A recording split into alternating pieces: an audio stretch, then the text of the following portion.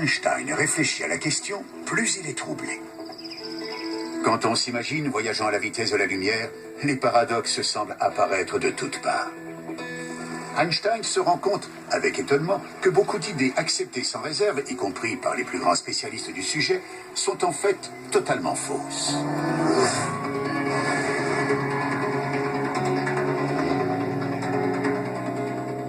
Lorsqu'on commence à voyager dans le cosmos à des vitesses proches de celles de la lumière, ce que l'on perd en premier, c'est notre compréhension de la réalité.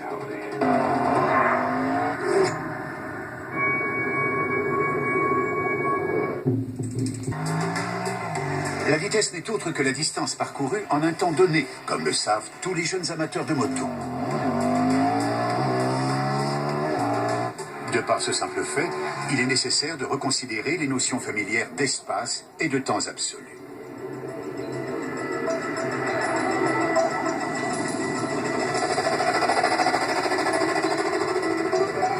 C'est la raison pour laquelle, comme l'a montré Einstein, d'étranges phénomènes se produisent quand on approche de la vitesse de la lumière.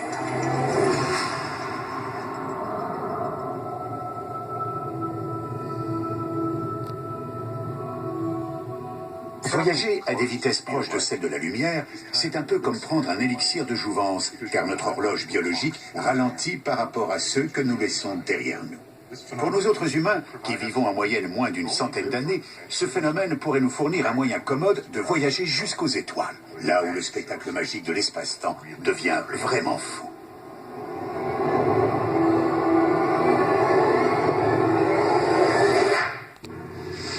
C'est à peu près la force de gravité que subit un pilote de chasse quand il effectue un virage serré. Quelques minutes à ce régime n'affecteraient pas votre santé, mais l'expérience serait très désagréable. Avec une pesanteur de 100 000 G, même les bouches d'incendie sont écrasées par leur propre poids. Mais lorsqu'on atteint des millions de G, la lumière elle-même se soumet à la gravité. La lumière continue de voyager à la même vitesse, mais elle ne peut pas échapper à l'étoile noire de Mitchell, notre trou noir. Et le trou noir le plus proche est peut-être plus près de nous que vous ne le pensez.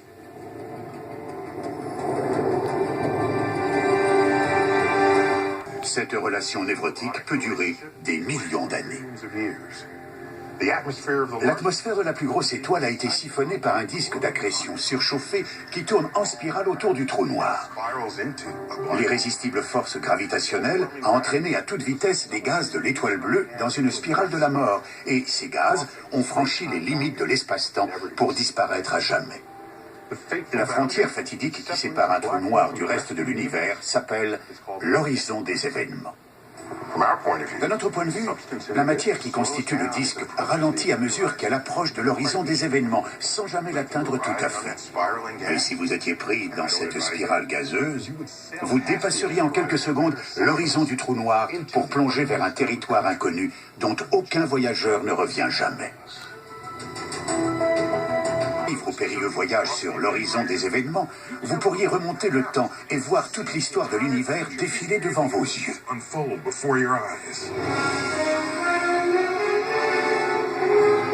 Comment est-ce possible? Eh bien, lorsque l'espace-temps se courbe sous l'effet de la gravité extrême d'un trou noir, le temps s'étire jusqu'à la limite. C'est d'un trou noir, on émergerait peut-être dans un autre lieu et un autre temps de notre propre univers, transgressant ainsi le premier commandement de la relativité. Tu ne voyageras pas plus vite que la lumière. Dans l'espace, rien ne peut se déplacer plus vite que la lumière. Mais l'espace n'est pas complètement vide. Il peut s'agrandir, rétrécir, se déformer. Et quand cela se produit, le temps se déforme également.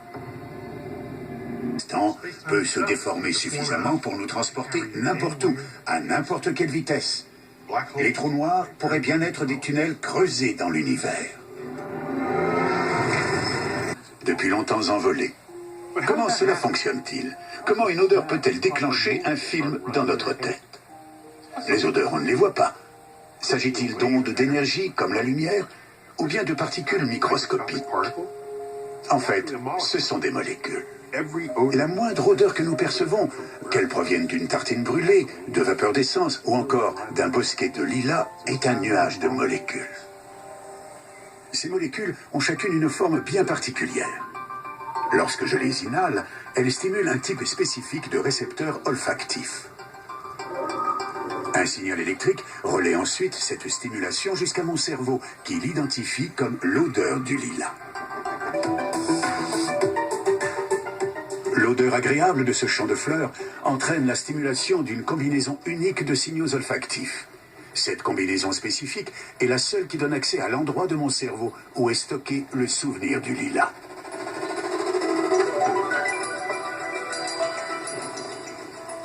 Ces filaments de gaz incandescents, dont la taille dépasse de très loin celle de la Terre, suivent des lignes de force magnétique émanant de l'intérieur du Soleil. Pourquoi le Soleil est-il si chaud? Parce qu'en raison de sa masse énorme, ses atomes sont compressés les uns contre les autres. L'énergie de cette force gravitationnelle est convertie en mouvement d'atomes, et la chaleur, ce n'est que du mouvement. Plus on s'enfonce au centre du Soleil, plus la pression augmente et plus la température s'élève. Au centre du Soleil, les atomes se déplacent à une telle vitesse que lorsqu'ils entrent en collision, ils fusionnent. Leurs noyaux entrent en contact. L'hydrogène commença à fusionner dans le Soleil il y a 4,5 milliards d'années, soit le 31 août sur le calendrier cosmique. Notre galaxie, la Voie lactée, est vieille d'environ 10 milliards d'années. Les premières galaxies se formèrent quelques milliards d'années auparavant. Mais quelque chose m'empêche de remonter plus loin dans le temps. Qu'est-ce que c'est? C'est la nature de la lumière et du temps. Comme la vitesse de la lumière n'est pas infinie, plus on regarde loin, plus on remonte dans le temps.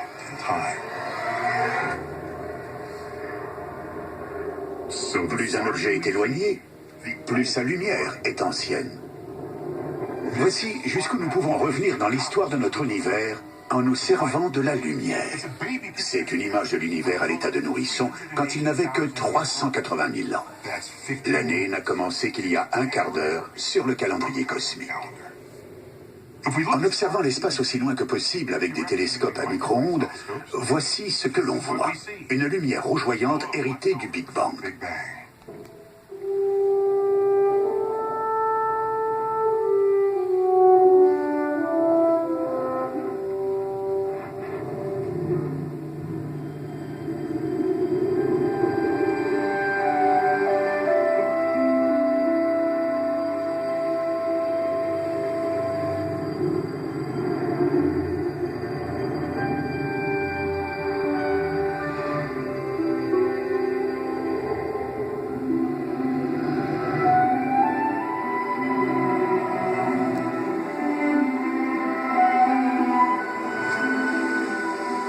Ces nouveaux mondes, une fois ensemencés de vie, vont quitter leur nuage natal et prendre des directions différentes. À terme, leurs étoiles les transporteront à travers d'autres nuages interstellaires où ils pourront ensemencer d'autres nouveaux mondes. Imaginez ce processus se répétant de monde en monde, chacun apportant la vie à d'autres.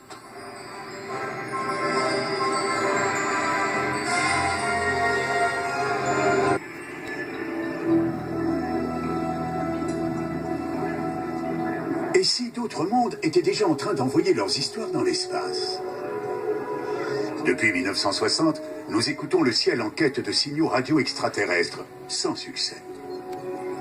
Mais notre recherche est sporadique et se limite à certaines parties du ciel.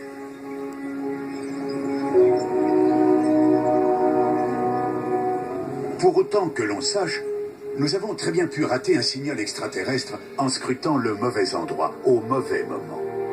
Nous n'avons écouté qu'une fraction infime des étoiles de notre galaxie. Et il pourrait aussi y avoir un autre problème. Nous sommes, dans une certaine mesure, prisonniers de notre propre moment dans le temps et dépendants des limites de notre technologie.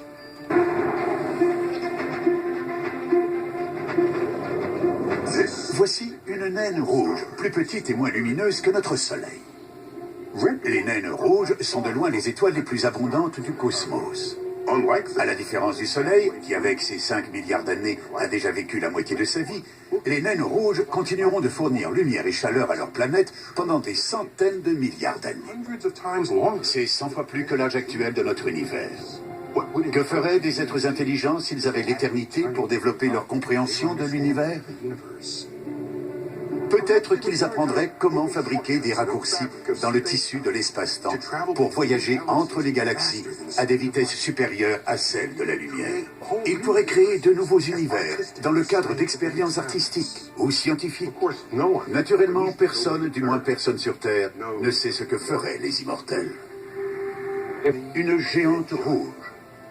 Cela peut paraître déprimant, mais si nous exploitons notre intelligence, nos descendants de ce futur lointain auront quitté les mondes condamnés du soleil depuis longtemps. Qui sait? Les événements humains impliquent trop de variables, trop d'incertitudes pour formuler des affirmations scientifiques concernant notre futur. Mais on peut toujours rêver. Le prochain âge d'or de la réussite humaine commence ici et maintenant. Un signal voyage entre elles plus vite que la vitesse de la lumière. Or, Einstein lui-même a démontré que c'était impossible. La seule autre explication est la fameuse action fantôme à distance, ce que confirment les expériences d'Alain Aspect. Ces résultats font l'effet d'une bombe. Ils prouvent que les calculs de la mécanique quantique sont corrects. L'intrication existe. Des particules quantiques peuvent être corrélées à travers l'espace. Mesurer les propriétés de l'une a une influence instantanée sur l'autre, comme si la distance qui les sépare n'existait pas. Ce en quoi Einstein ne voulait pas croire. L'action fantôme à distance existe bel et bien. C'est le phénomène le plus étrange de la mécanique quantique. C'est impossible de l'appréhender. Ne me demandez pas pourquoi ni comment ça marche. C'est une question qu'on n'a pas le droit de poser. Tout ce qu'on sait, c'est que le monde fonctionne comme ça. À partir du moment où on admet que le monde fonctionne bizarrement, nous serait-il possible d'utiliser ce phénomène d'action fantôme à distance et de le tourner à notre avantage? Que la téléportation humaine devienne peut-être une réalité, l'incertitude de la mécanique quantique a une foule d'autres applications potentielles. Au MIT, Seth Lloyd est l'un des nombreux chercheurs qui tentent d'exploiter ces propriétés de façon totalement nouvelle. La mécanique quantique est bizarre. Quand on tombe sur des citrons bizarres, autant en faire une citronnade, pas comme les autres. Contrairement aux bits classiques, dont la valeur est soit 0, soit 1, les bits quantiques sont beaucoup plus souples. Disons qu'ici, on a des bits. Ici, 0 et là, 1. C'est une information. Mais si c'est à la fois ici et là, on a un bit quantique, ou qubit. De même qu'un électron peut à la fois tourner dans le sens des aiguilles d'une montre et dans le sens inverse, un qubit peut prendre simultanément les valeurs de 0 et de 1, ce qui en fait un élément multitâche. Ça veut dire qu'on peut effectuer des calculs d'une complexité inimaginable. En théorie, un qubit peut être n'importe quel élément qui se comporte selon les lois quantiques, comme un électron ou un atome. Ici, il s'agit de minuscules circuits supraconducteurs conçus grâce à la nanotechnologie et capables de fonctionner simultanément dans deux directions.